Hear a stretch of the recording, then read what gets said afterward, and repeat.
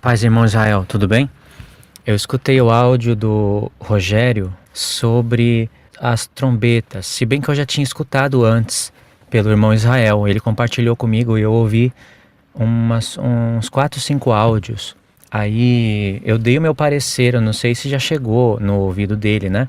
Ou se ele já sabe como eu interpreto as trombetas. Eu tenho 2 áudios aqui que eu mandei para alguns irmãos. É um estudo do paralelo que existe entre as trombetas e os selos. Os 7 selos e as 7 trombetas. E também as 7 taças. Como Deus cruza esses paralelos e faz reflexo até com os 7 dias da criação.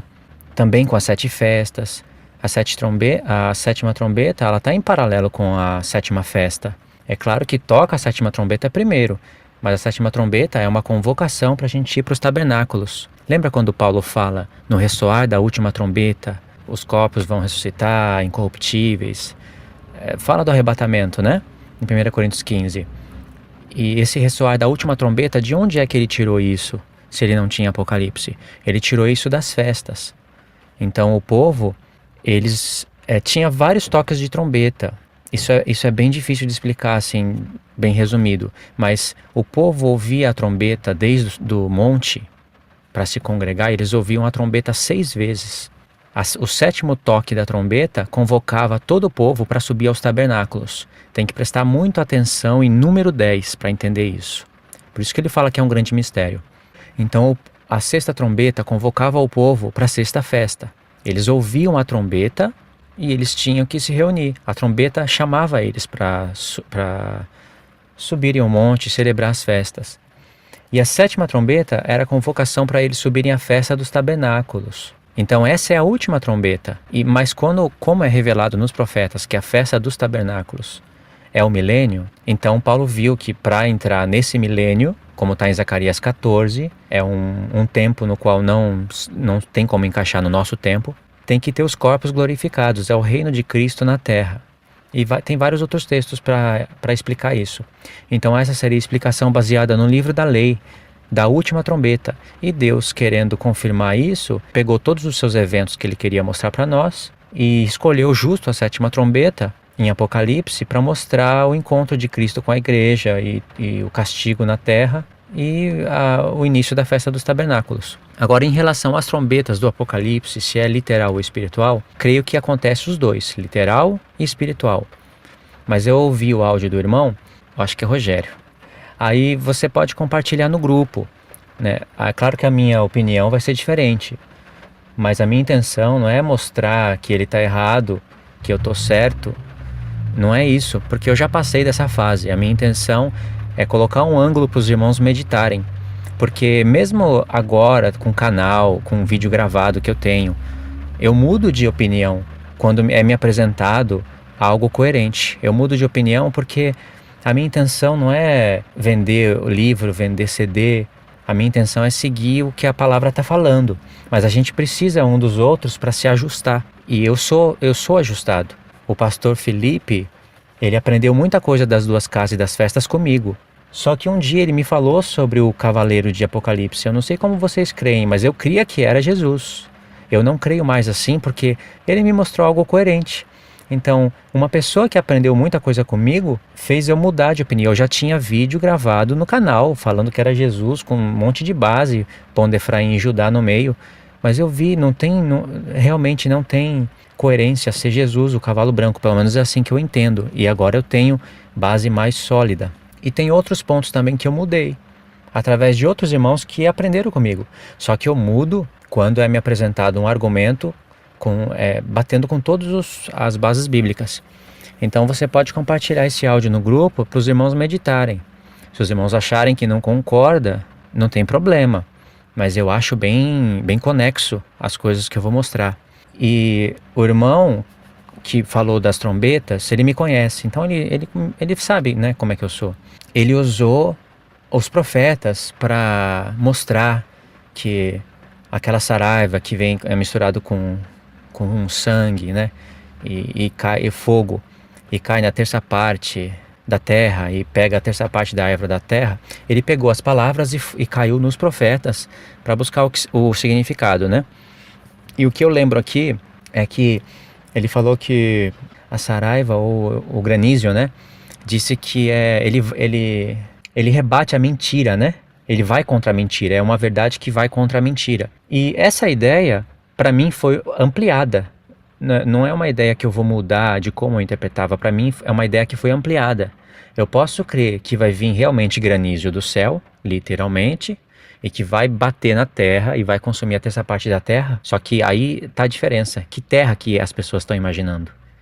As pessoas estão imaginando o planeta Terra, que vai cair em cima dos prédios, que vai consumir a terça parte da Terra de uma vez só. E a Terra que é referida ali não é a Terra inteira, é Israel. É onde vai estar a grande Babilônia. É onde supostamente o povo vai achar que vai ter paz e segurança. E Deus vai começar a estreitar os caminhos do povo apóstata. É claro que o povo apóstata está espalhado pelo todo mundo. Mas quando a gente cai nos profetas, a gente vai ver que a Terra, em muitos textos de Apocalipse, não é o planeta Terra inteiro, e sim Israel. Então, baseado nisso, vai ser realmente rebatendo a mentira, as mentiras. Porque as duas testemunhas vão estar profetizando todos esses eventos. E conforme elas profetizarem, vai acontecer. Então o mundo vai testemunhar que elas estão falando a verdade. E Deus poderia ferir a terra de Israel, no caso, que vai ser o epicentro dos castigos de Deus, vai acabar batendo em outras nações também, rebatendo, né? A consequência vai atingir outras nações. Mas o epicentro dos acontecimentos, segundo Apocalipse e os profetas, é Israel. Sempre foi Israel. Então, o povo vai ver que está vindo o sinal do céu, conforme elas estão profetizando. E uma trombeta vai trazendo a consequência de outra. Por exemplo, a besta, quando ela se levantar na metade da semana, que eu vejo ali claramente na quinta trombeta, em paralelo com o quarto, quinto selo, quando a besta se levantar, ela vai começar a marcar as pessoas. E a marca da besta não é chip, não é o que a gente vê por aí. Mas a marca da besta, ela consiste no símbolo que está no Islã, é as letras gregas que formam o 666. E não é só isso, a marca da besta é muito ampla para se interpretar. E revela a identidade desse reino, que bate com o Islã. Então, já que vai haver fome, vai haver sede, vai ter que ter um controle de alimentos, a besta vai começar a querer marcar as pessoas para não comprarem e nem venderem. Porque o Islã vai dominar o mundo. Isso está previsto até pelo mundo que não estuda a Bíblia, que o Islã vai dominar o mundo. Eles mesmos sabem que eles vão dominar o mundo porque está profetizado no Alcorão que eles vão dominar o mundo. E o Alcorão só pôde profetizar isso porque catou da Bíblia. O diabo catou da Bíblia essas coisas e fez o Alcorão. Então, eu vou passar em um próximo áudio, para não ficar muito grande, uma leitura da primeira trombeta. Aí explico resumidamente as consequências das outras trombetas que o irmão disse que teria problema se a gente interpretasse a primeira trombeta literal, teria problema com as outras trombetas. Então eu vou mostrar que não há problema, não teria problema nenhum. E falando da quinta trombeta, né, que ele falou que seriam trevas, que iria desligar o disjuntor do trono da besta, ou seria trevas espirituais. Eu já vejo diferente. O próprio trono da besta já é trevas espirituais, ou vai ser luz. A espiritualidade de trevas já existe por ser o próprio trono da besta. Então não tem trevas espirituais. Ah, mas são trevas espirituais da parte de Deus. Mas aí fica estranho, né? Agora, se essas trevas não são literais, se não faria sentido isso também não faria sentido quando Deus colocou trevas no Egito. O que falta entender é que o que está acontecendo em Apocalipse é uma repetição da saída do Êxodo. A mulher indo pro deserto com asas de águia, isso está lá no Êxodo. Se vocês fizerem as contas, do dia 14 de Nissan do primeiro mês até eles chegarem no Monte Sinai, deu 47 dias exato. E aí chega no Sinai, Deus fala que no terceiro dia ele desceria do céu. Se você conta, dá 50 dias. No dia 50, que nos lembra o Pentecoste, festa das primícias, né? Mas é o Pentecoste no dia 50, tem a entrega da Torá e dos mandamentos. Então eles saíram no dia 14 e 50 dias depois estavam no Sinai. E aí continua a sequência das festas, que não dá para falar agora. Então, isso é tremendo. Outra coisa tremenda que deveria ser ampliada e levada em conta aí é que eles ficaram 430 anos no Egito. Mas os primeiros 30 anos, eles ficaram com aquele primeiro faraó que conhecia José. Então foram repartidas terras para eles, eles não eram escravos. Mas Deus profetiza 400 anos de escravidão. E quando deu o dia 14 de Nissan, nesse dia acabaram os 400 anos. E eles foram libertos por Moisés, mediador da antiga aliança, que é a figura de Cristo, mediador da nova aliança. E essa repetição está em Apocalipse 12. Até as pragas que caíram no Egito, algumas delas estão lá em paralelo com as pragas, com as taças da ira de Deus, são os flagelos, as pragas. Agora, se você pega 30 dias, como é de fato que se faz as contas, né? 1260 dias em Apocalipse e os 42 meses, esse cálculo é feito por 30 dias, que é o calendário lunar. Se você pega 30 dias por 12 meses, você vai ter 360 dias. É o calendário lunar. 360 dias é um ano. Se você pega 360 dias vezes 400 anos, que é o tempo que eles ficaram no Egito, e o calendário que eles obedeciam era o lunar, o calendário que Deus estabeleceu a princípio, você vai ter 144 mil dias. Isso é incrível. Isso não pode ser bolado pela cabeça humana. Então, quando deu 144 mil dias de escravidão, eles foram libertos. Isso mostra duas coisas, que para cada dia Deus formava um eleito, para cada dia de escravidão ele formava um eleito. Claro que não é literal aí no caso, mas o número é simbólico, né? E quando inteira dia 14 de Nissan, eles são libertos e eles vão para o deserto com asas de águia, aí está os 144 mil que está em Apocalipse, no mesmo contexto de tudo, né? Que eu estou falando. Então o número 144 mil se forma. A mesma ideia acontece no sexto dia da criação. 6 dias, baseado, contando por horas, no sexto dia dá 144 horas. E depois disso vem o sétimo dia, que é o descanso de Deus. Então tudo isso é levado em conta quando a gente vai fazer os cálculos e os paralelismos. Aí no próximo áudio eu vou ler só a primeira trombeta e vou mostrar quais são as coisas que eu vi que não estão sendo levadas em conta na hora de falar das trombetas em Apocalipse. E lembrando, as trevas, que está lá na quinta trombeta, são trevas mesmo. E diz que os homens remordiam a língua de tanta dor. Então as trevas espirituais, eles mesmos já são por si só as trevas espirituais.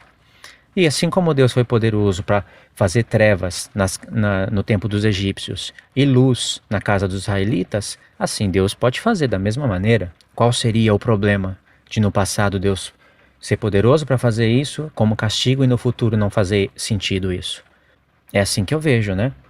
Aí também eu encontro um paralelo da quinta taça, é onde acontece isso, com a quinta trombeta. Porque na quinta trombeta é que eu vejo que aquela estrela cai do céu e faz tudo aquilo, aquela é o anticristo. Abaddon e Apolion, ele é rei dos gafanhotos. Esse rei dos gafanhotos é revelado como o rei da Assíria em Naum. Ele é príncipe dos gafanhotos. Em Provérbios fala que os gafanhotos não têm rei, mas ali não são gafanhotos literais. E aquele rei não é literal, não é um gafanhoto literal. Ele é rei dos gafanhotos, como está em Naum, né? É o rei da Assíria, é o Império Assírio revivido. Então, essa quinta taça está em paralelo com a quinta trombeta, já que é na quinta trombeta que ele recebe o trono. E é justo na quinta trombeta que a gente vê ali a marca, a questão da marca. Então isso revela metade da semana. Assim como a quarta trombeta, que aparece o sol, a lua, as estrelas, assim também a quarta taça é ferido o sol. Não aparece a lua, as estrelas, mas aparece o sol. Então existe esse reflexo de paralelismo que é muito interessante. No próximo áudio eu tento falar essa parte da trombeta, tá?